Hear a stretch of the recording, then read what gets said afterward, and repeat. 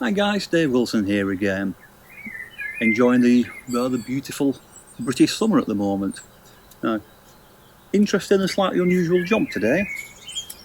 Got a walking stick. Now, before you all start telling me how to make a walking stick, I didn't make this, okay? So the customers made this, very sentimental, a lot of meaning behind it, and it's going to be a gift for his dad. And he wants me to do a couple of things. I'm going to put some bands round the top there and round the side, and then at the bottom I've just put some rubber on just to protect it at the moment. I'm going to make a little ferrule for the end there. So, as lovely as it is out here in the garden, better get some work done. Follow me.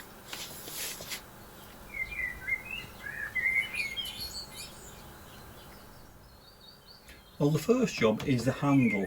So what I'm going to do basically is a cosmetic job.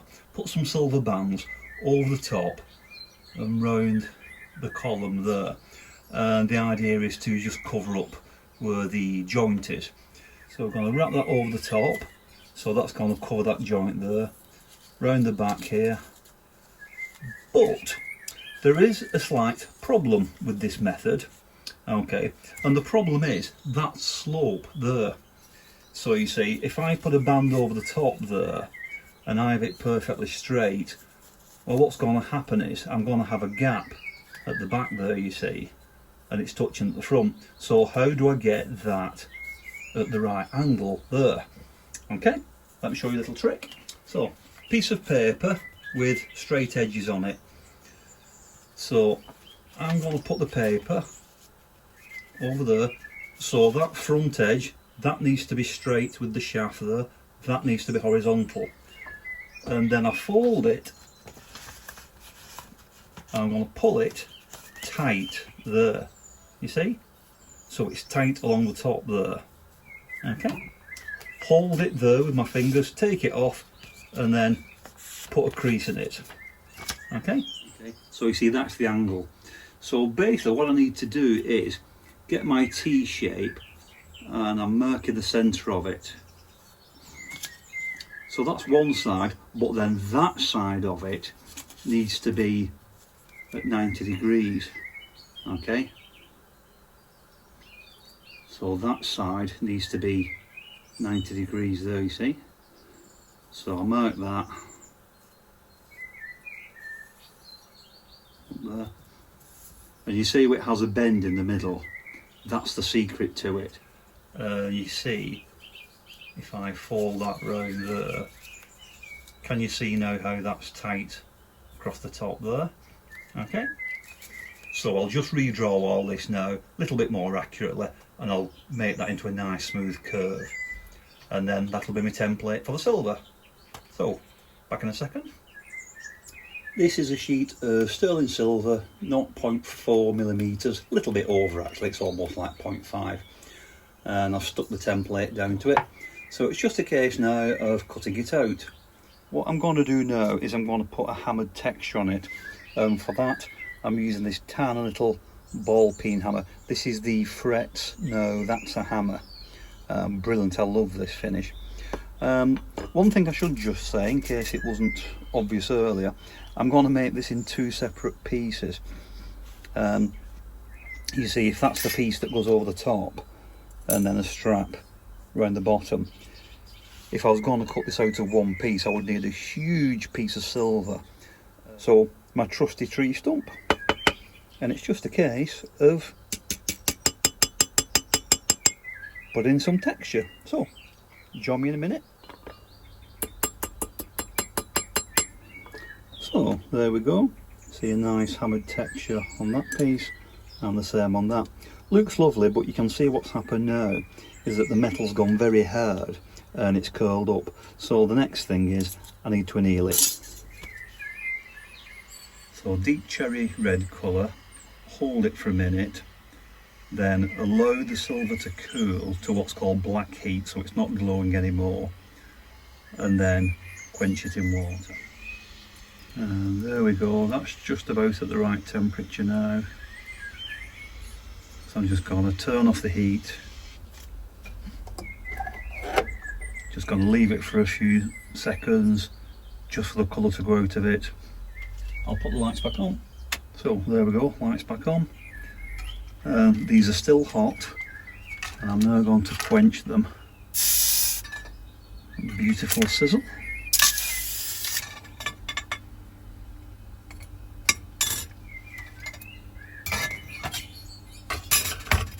And you see now, it's like putty. See that? Excellent. And I'm just marking here where I need to solder it, so if you remember, this is going to get soldered there. I've got my large annealing flame here, so I might as well just use that. It's as good as any other. So I'll just warm it up, get lots of flux all over that area. And I'm going to start with hard solder. I'll put some on that as well. Yeah, I'm going to start with hard solder, and then if I need to do any cosmetic work afterwards, I can put a little bit of easy solder on, just to sort of fill in the gaps. And then get that lined up. I can just see the edge of my line there. And then start heating it up until the solder melts. So there we go, just pushing it down. I can see the solder running along both edges now, so I think that's a nice good strong joint. So I'm just going to quench that now, and then I'll check it for fit and solder the other side on. So now it's just a case of trimming it and finishing it basically. Now because this is 0.4, it's quite easy to just use the shears and just kind of cut along those edges. So quite easy, and then I can just use a file and just clean up those edges. Now just to explain what I've done now, so I've popped it back on and I've just put a little bit of epoxy adhesive underneath that top strap and just a little bit round the back strap there. So that's all nice and secure now, and you can see I've got a nice tight fit round the top there. Show you end of the side, so that's not too bad. So it's just a case now of using the different shapes, different hammerheads, and just gently moving that metal and getting it nice and snug up against the wood. Here I've got it in the swivel vise, and it's wrapped with some cloth, so I'm trying my best not to get the wood dirty. And I'm using the little round ball peen hammer again. So if I just gently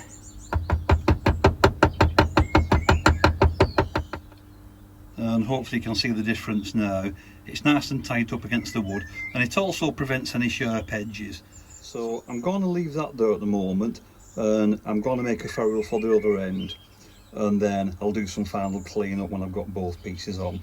So let's move down to the other end. Yeah, about 19.2 millimeters.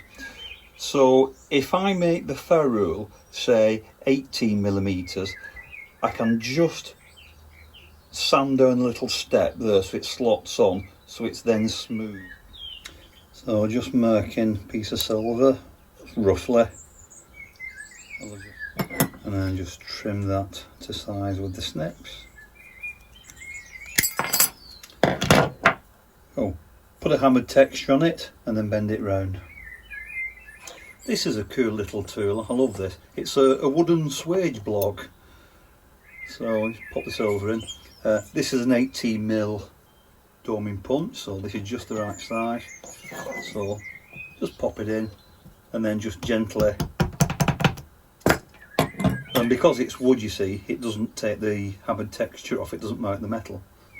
Here we are back at the soldering area. So it's a reasonable tube now. I might need to squeeze that end together a little bit. It's got a bit of hard solder here. Put that along the seam, and you'll notice two wires here. They're not silver, they're stainless steel. The idea is that they just help to keep it all nice and tight whilst I solder it. So let's get some heat. and it's just a case of chasing that solder along that seam. So just starting to melt here. There we go, and then just start moving the heat along. So I've just taken that band off, put some medium solder just at the end there, so I'm just going to try and get that last few millimetres. Okay, yeah, I think that's fine. So get it in the piddle, clean it up, and then I can straighten the edges. Remembering of course to remove any steel wire. If you use binding wire when you're soldering, you must take it off before you put it in the acid, otherwise it causes a reaction and all your silver will turn copper coloured. So always get rid of your binding wire afterwards. So I've just trimmed the top and bottom, and that just gets rid of any nasty solder joints that aren't quite right on the edge. Just checking it underneath there, making sure that it sits flat, which it does, and it stands vertical, so I'm quite happy with that. I can just pop it on the ring mandrel now. So just a few taps on the ring mandrel just to make sure that it's perfectly round. And then, whilst I've got it on the mandrel, I can go back to my little ball peen hammer and just do a little bit of texturing where the solder joint is. There we go, not looking too bad. So let's go and solder a cap on the end. So really straightforward. I've got a flat piece of silver there and I've put the tube on it. Lots of flux over the end of the tube and all over the sheet. And I've made sure as well that it's nice and flush, there's no gaps around it. That's why I spent so much time sanding the edge and making sure it was right. So just a little bit of heat now, and all I'm doing at this stage is just drying out that flux. Lovely. I can now apply some solder. This is easy solder, because obviously I don't want to desolder the seam along the tube. There we go, so I've got a thin bead of solder paste all the way around. And I'm going to apply my flame now, but I'm going to apply it at the base. So I'll get the base warm, get the solder moving, and I'll just put a little bit of heat onto the tube just to draw it upwards. And there you go, that's starting to melt at the front there. So just work my way around with the torch until it's all the way around. I've just zoomed in a little bit for you and hopefully you can see that now. A nice smooth solder joint all the way around. And if I get my head over the top I can look down the inside as well. And I think that is about perfect. So let's get it in the piddle and clean it up. And that's a very nice soldered joint indeed, if I do say so myself. Very simple to finish it off now. Just trim the excess off the base plate there. Just get it nice and close as I can. There we go, that's it all trimmed as nice and close as I can. So just a little bit of clean up now with a file, just on the edges. And then give it a little polish maybe, that's about it. This is the bottom cap pole finish now, see? Nicely polished and smoothed off all the edges. I've done a little bit of hammering as well just to do a bit of detail. There you go, very nice if I do say so. Lovely. And incidentally, this technique of making a tube, soldering the seam and then putting a cap on the end and then trimming it, that's the exact technique I use when I'm putting caps on the end of chains. So things like this, you see, it's the exact same thing, just a bit smaller. So useful technique that in how to make a little cap. Or if you ever want something for a walking cane, a stick, anything really, bottle top, nice little technique. Now let's have a look at the stick. So this is the end of the stick.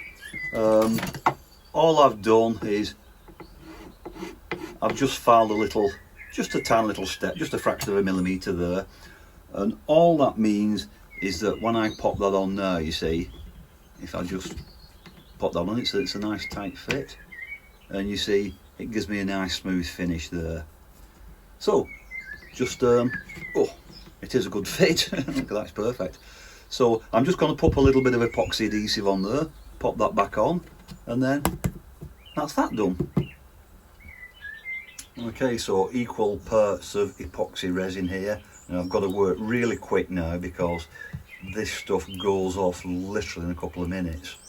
But it's absolutely brilliant, it's fabulously strong. But like I say, it's very fast. So once it's mixed together, you've only got a couple of minutes to apply it. So very quickly, let's get some in there. This has a couple of things. I'll put plenty in the bottom so it acts as a cushion for the bottom of the cap. It also sticks it in place, obviously. And it also helps to seal it so it stops moisture or water getting in the bottom, and it's going to protect the bottom of the stick. Speaking of sticks, there we go, that'll do. Use a solder pick. So I'm just making sure that's all the way around the insides, nicely covered. And I'm just going to screw that on, get that adhesive all the way around it.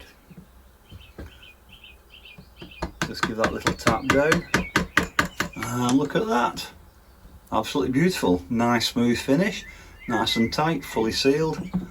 That's lovely, really pleased with that.